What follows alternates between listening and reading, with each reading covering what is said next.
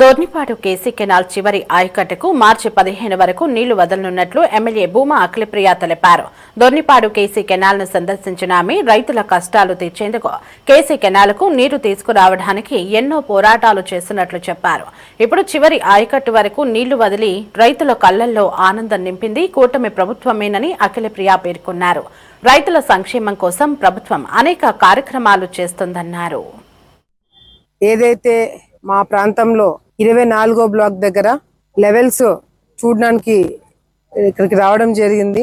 గతంలో ఇదే ఏరియాలో అర్ధ అడుగు కోసము రైతులు మేము ఎన్ని పోరాటాలు చేసినామో, రైతులు ఎన్ని ఇబ్బందులు పడినారో అవన్నీ కూడా ఈరోజు తలుచుకుంటుంటే ఈ నీళ్లు చూసిన తర్వాత ఈ ప్రాంతంలో ఆ కష్టము, ఆ ఇబ్బందులన్నీ కూడా మర్చిపోతున్నాము.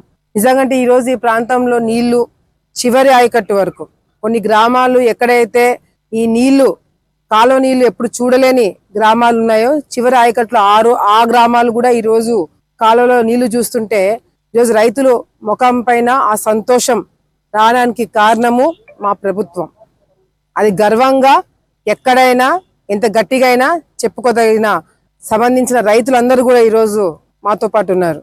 ఈరోజు చంద్రబాబు నాయుడు గారు కేవలము అధికారులు చెప్పింది లేకపోతే నాయకులు చెప్పిందే కాకుండా కేసీ కెనాల్ తెలుగు గంగకు సంబంధించిన WALతో సహా DCలు అందరినీ కూడా మరి రేపు అమరావతిలో అందరినీ కూడా పిలిపించి అక్కడ వాళ్ళతో కూర్చొని సమయం కేటాయించి వాళ్ళతో మాట్లాడడం జరుగుతుంది. ఎప్పుడైనా జగన్మోహన్ రెడ్డి గారు గతంలో ముఖ్యమంత్రిగా ఉన్నప్పుడు లేదా వాళ్ళ నాయకులు అధికారంలో ఉన్నప్పుడు ఎప్పుడైనా ఏ రోజైనా ఒక WAతో మీరు మాట్లాడగలిగినారా?